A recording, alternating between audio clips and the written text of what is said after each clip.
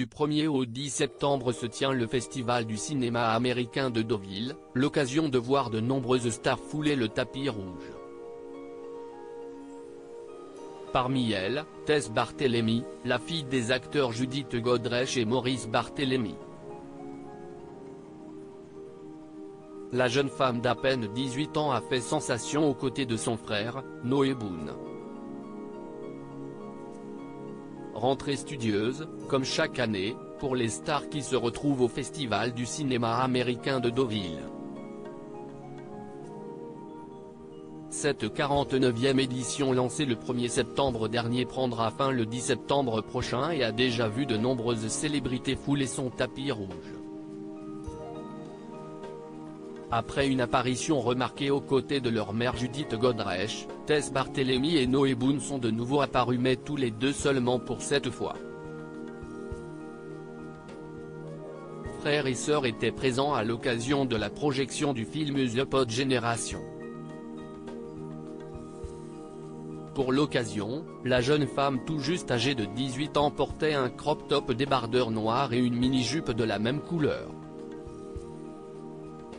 Pour apporter un peu de couleur, la fille de Judith Godrèche et Maurice Barthélemy a décidé d'opter pour une paire de sandales à talons de couleur rose avec un mini sac de la maison italienne Miu Miu assorti. Noé, quant à lui, fruit des amours entre Judith Godrèche et Danny Boone à qui il ressemble comme deux gouttes d'eau, avait fait le choix de s'assortir à sa sœur en portant un costume noir, à l'exception du t-shirt blanc qu'il portait sous sa veste.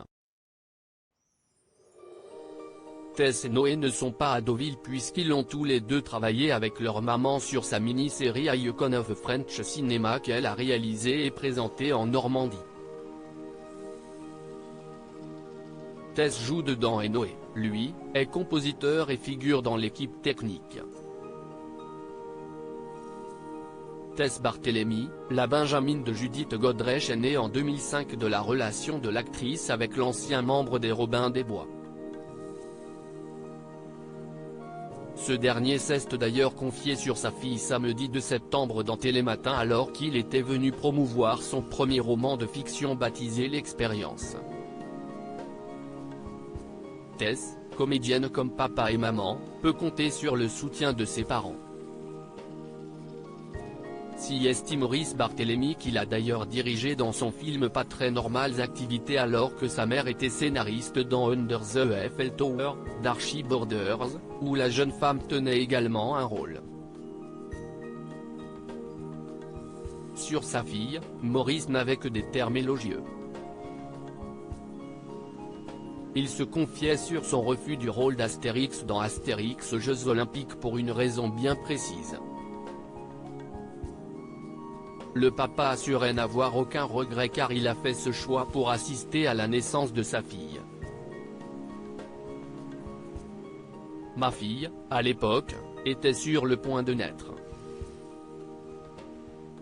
Si j'avais accepté le rôle, j'aurais pu rater la naissance de ma fille et surtout les 6 premiers mois de la vie de ma fille, soutenait-il.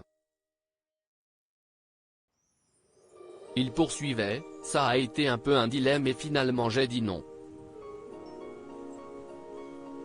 Et je ne le regrette pas parce que je crois que ce sont des moments hyper importants dans la vie d'un père, de s'approprier comme ça son enfant.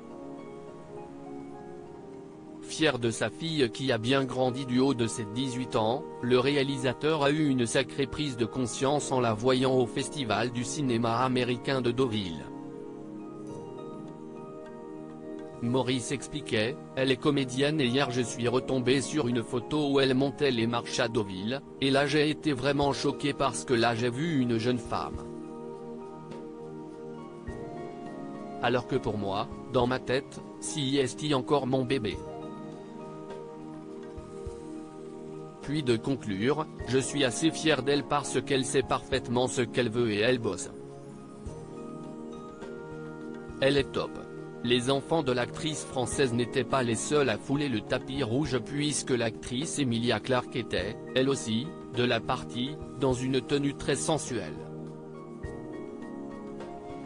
À l'affiche de The Pod Generation, le film de Sophie Barth, l'actrice, qui partage l'écran avec Chiwetel Ejiofor et Rosalie Craig, portait une magnifique robe noire. Le synopsis ?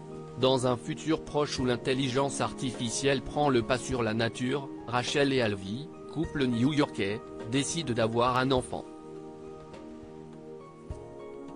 Un géant de la technologie, vantant les mérites d'une maternité plus simple et plus paritaire, propose aux futurs parents de porter l'enfant dans un pod. Alvi a des doutes, mais Rachel, businesswoman en pleine ascension, l'incitait à accepter cette expérience.